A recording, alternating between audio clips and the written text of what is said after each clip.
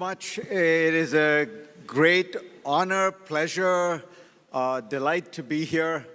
I'm really very grateful for this opportunity. It is a pleasure because Bombay is, of course, Mumbai is my hometown. And I still feel like I'm coming home, even though it's been 38 years, I think, since I left. But I still feel whenever I land, the smells, the sound, the sights all feel very familiar and bring back only warm memories. I feel that sometimes that I'm a relic from the past because my Bombay is a Bombay that in some ways has faded, but in some ways that's good. The country has marched ahead and moved on. And for those of us who call it Bombay and still remember the old sights and sounds and the fact that there was very little traffic, and when you went to the Hanging Gardens, there were 10 people in the Hanging Gardens and you knew 5 of them. That's a world gone by. I also want to thank the ABP for inviting me and to say that I think it's so important that India continue to have a vibrant, independent media. And in that context, I think the Sarkar family, my parents knew the current CEO's father very well, and the family's commitment to that has been an extraordinarily important part of having a free media. You know, we tend to think that democracy is kind of self-sustaining, but even in the United States, you saw over the last 5 years a really powerful assault on some democratic institutions, norms, practices. And one of the things that got the United States through that period, and it's not through it completely at all, is the fact that there was a press that was willing to be independent. And within that, it did turn out to be the fact that there were some institutions, media institutions, family-owned often or family-controlled, where people were willing not to be swayed by pressure and things like that. And so I really think it's a very important public service that ABP has provided for many, many years before it was called ABP, with the newspapers and such. And for somebody like me watching from the outside, wishes India well, cherishes Indian democracy. I want to say that we watch, we encourage, and we support an independent media, and all those of you who are trying to do it, sometimes facing some challenges. It's very important work. We all see it around the world. India is still regarded as a place where there is this extraordinary wonder of a country that is still a developing nation, huge population, and still has managed to maintain not just a vibrant democracy, but a vibrant democratic culture. And that part, I think, needs to be sustained. So thank you for inviting me, but also thank you for what you do.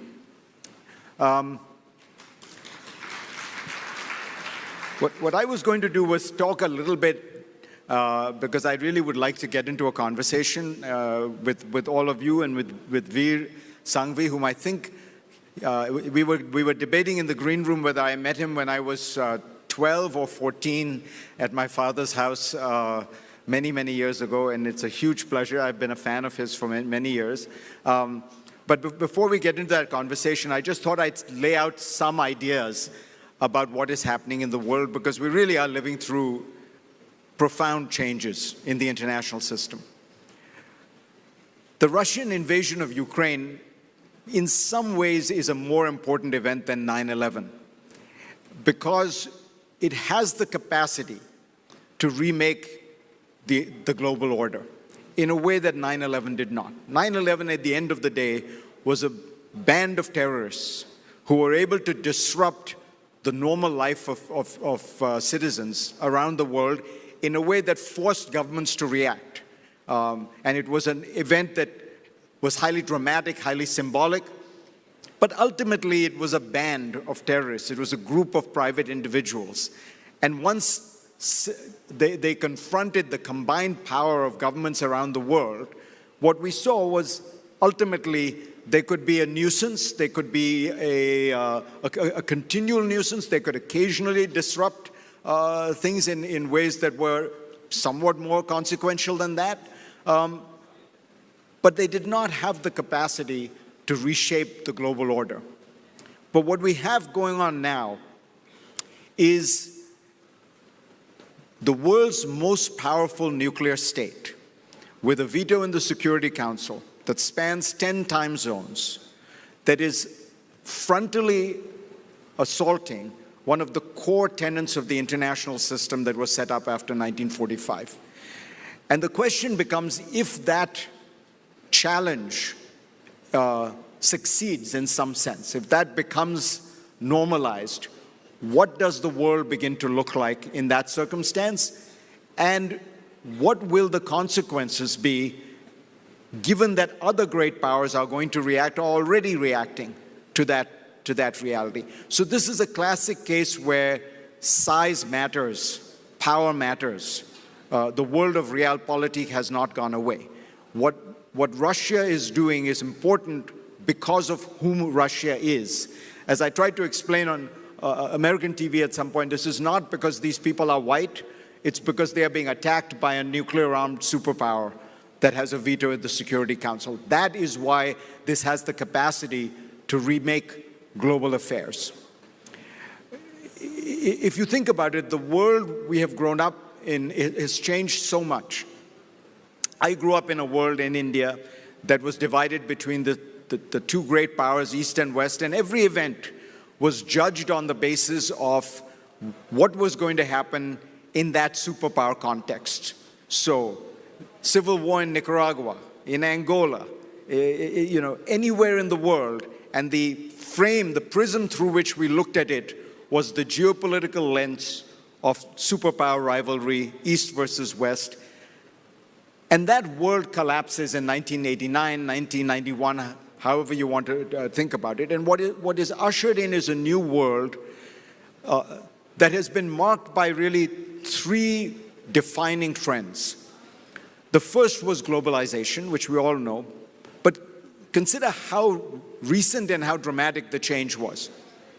In the 1970s, when I was growing up in India, India was not in any sense participating in the global economy. It was shielded by high walls, high tariffs, high barriers to entry, capital controls of every kind. But it was not just India, of course. When you talked about the open world economy, you were talking about 15 countries. You were talking about Western Europe, the United States, Canada, and a couple of countries in East Asia. That's it.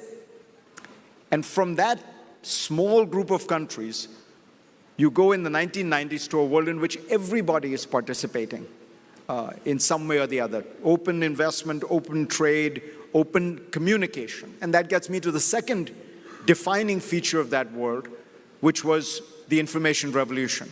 So if globalization brings everybody to the same, to playing the same game, to sitting on the same platform, the information revolution now hardwires it in a way that the speed is constant, only accelerating, connection is immediate, and that reality is the second great defining reality of the world we've lived in. But the third one, which in some ways was the condition that underlay all this, was great power peace. Peace among the great powers. This is a very unusual condition in human affairs. Most of the time, great powers are in conflict. And that conflict is the defining character of the relationship, because when security is threatened, everything is shaped by that sense of insecurity that you feel. A professor of mine at Harvard used to put it this way. He said, security is like oxygen. When you have it, you don't notice. But when you don't have it, you sure as hell notice. And that is the nature of basic stability and security in the world. You did not have great power competition of the kind you had during the Cold War between the United States and the Soviet Union, the kind you had before that, World War II, World War I, and for 400 years prior to that, the European great powers in ceaseless competition and war. So 1990 till now has been a very unusual period where you have not had serious great power competition. And one reason you have not is one country loomed larger than all the rest and undergirded the system, So American power sat as the kind of engine that was powering this great power stability. And I'm not saying this as some kind of advocate of American power or foreign policy. I'm just describing a reality that there was no country, actually no combination of countries, that could challenge American hegemony. And that reality meant that you did not have this traditional great power rivalry that was taking place. If you think about it, who were the other powers? Russia. Russia, by the 1990s, was on its knees, weak, defaulting on its debt, desperate to find a way to restore basic living standards and basic law and order in its country. You had the countries of Eastern Europe, of Western Europe, which were essentially wholly dependent on the United States for their security. You had a country like Japan that, again, derived its security entirely from a security guarantee with the United States. This, by the way, is a very unusual situation in the world. If you think about it, in 1995, the second richest and third richest countries in the world, which would normally be the obvious competitors to the standing hegemon, were essentially satellites, security satellites of that hegemon. We've never had a situation like that before. And so this shaped the international environment in a way that what we began to think of as very normal was actually highly abnormal. Perhaps something that we have not seen since the Roman Empire, one country that dominant. What has happened in the last 10 years is you have begun to see an erosion of that Pax Americana. It's for a variety of reasons. Possibly the Iraq War is a way to start that discussion. Not just the turmoil that was caused, because after all, the turmoil was caused during the Vietnam War. But more than that, a sense that the United States had lost the will to try to reshape the world in the way it did. If you think about what happens after the Iraq War between second Bush administration, Obama, there's a sense of America withdrawing from the Middle East. And what you begin to see in the Middle East, by the way, as a result, is a kind of post-American Middle East, where the Saudis and the Iranians are jockeying for influence. The Turks and the Israelis are also trying to protect their identities. And in this great power or regional power competition, you get enormous chaos, civil wars in Iraq, in Yemen, in Syria, most bloody of all of it spilling over because you had, in a sense, developed a power vacuum as the United States withdrew and all these other countries, all these other regional powers jumped in. I say that only because I think in some ways the post-American Middle East might be a portend for what a post-American world might look like. So you have the Iraq War that perhaps plays this catalytic role. Then you have the global financial crisis, which has a larger effect than many people realize because it had the effect of delegitimizing American power. So if in the Iraq War shows that American military power is not invincible, the global financial crisis shows that the American economic model is not invincible. As the senior Chinese official very famously says to Hank Paulson, the American Treasury Secretary, he says, when they meet in the period right after the crisis, he says, "Hank, we always regarded you as our tutors. Whenever we wanted to set up a new system, a regulation, a bank, central bank procedure, we would look to the Americans and ask how you do it. But now it doesn't seem like the tutor has anything to teach us after all.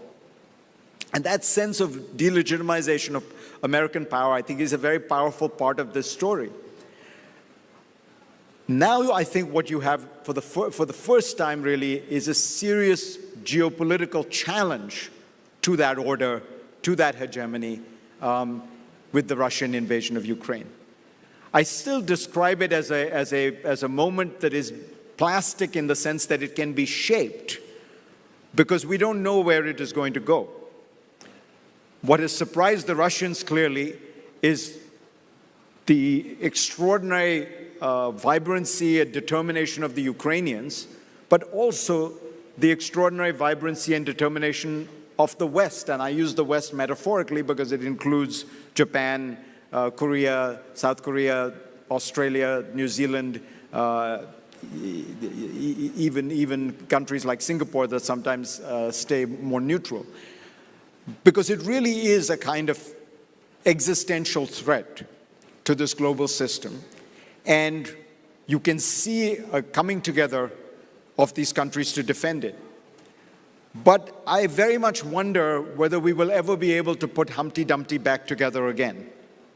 Remember that when people talk about we need a new world order, we need new institutions, we need new rules, remember how the last one came about.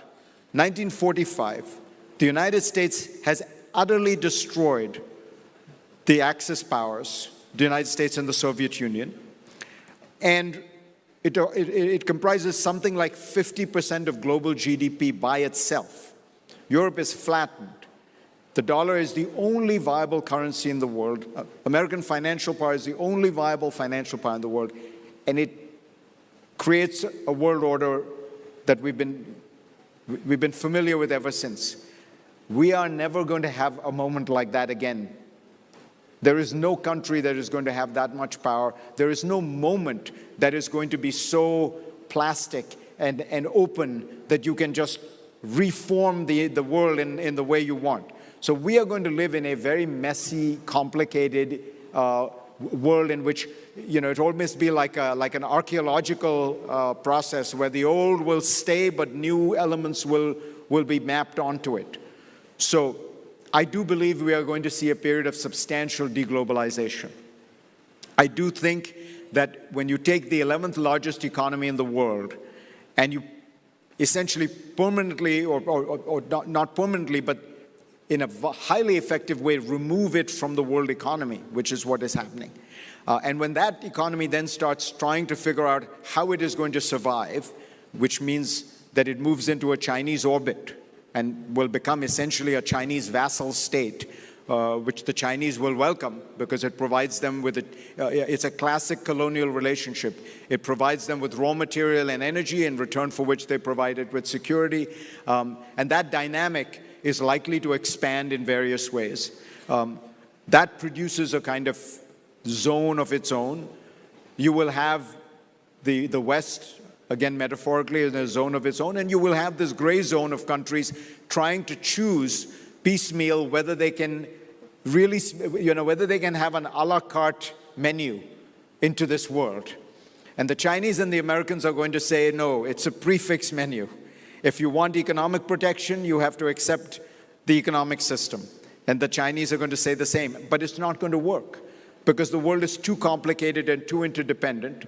And so everyone is going to be in a gray zone trying to navigate this world.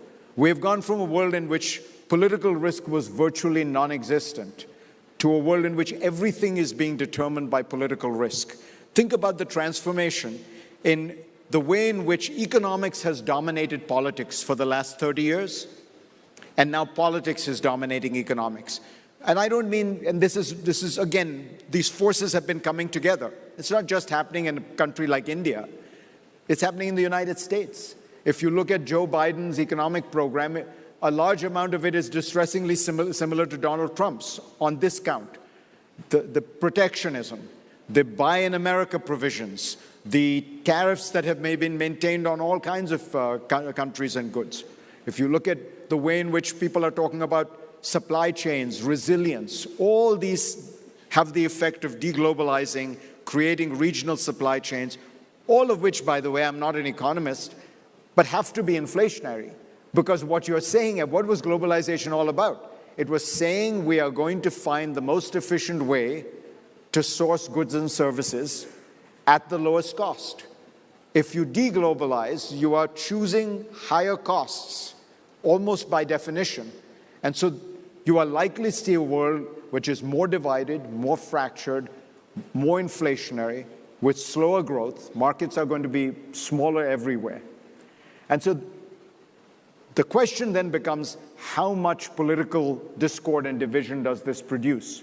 Because remember, the world of the Cold War got stable after a period of fairly hair-raising series of crises in the 1950s and the 1960s, culminating in the Cuban Missile Crisis. Until then, there was an enormous amount of tension in the air as to what could happen. And we may be in a period like that, where these new orders are being formed. We still don't know how China will react with regard to Taiwan, or frankly, with regard to the Indian border. We still don't know what an isolated, cornered Russia will do with regard to perhaps all of Georgia, perhaps all of Moldova, perhaps the Baltic states, right? Imagine a world in which Russia has not a great deal to lose from further military aggression, because it's already cut out of the global economy. It's already cut out of the international system. And so that's the murky, suboptimal world I think we are moving into after 30 years of a very different kind of world. And I'll close with this because I know Veer and I are going to talk about this. The strange thing is that I actually think it provides India with some very unusual opportunities. Of course, there are challenges. Oil at $120 for a country like India is a hell of a challenge economically. But there are real opportunities for India going forward if it wishes to seize them. My own view is that India has not thought strategically about its place in the world for 20 or 30 years. It has really spent most of that time internally obsessed. To the extent that it has had a forward momentum, it has been around economic reform, but it needs to have a guiding national security strategy to position itself in a different space in the world, a much more powerful space in the world. But in order to do that, it has to make strategic choices. To say that you are multi-aligned is to say that you are not willing to make any choices. And anyone knows in life, if you're not willing to make choices, it means that you don't actually have a strategy. You are abdicating that fundamental role of national strategy. I believe India can have a national strategy. It should have one. It can be a very effective one.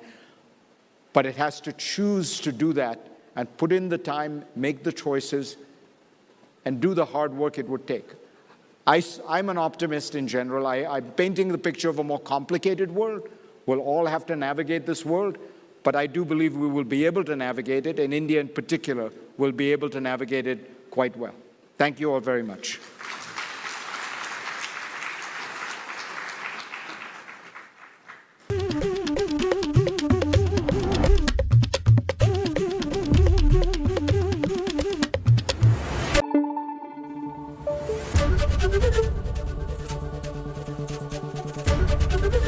ABP news आपको रखे आगे।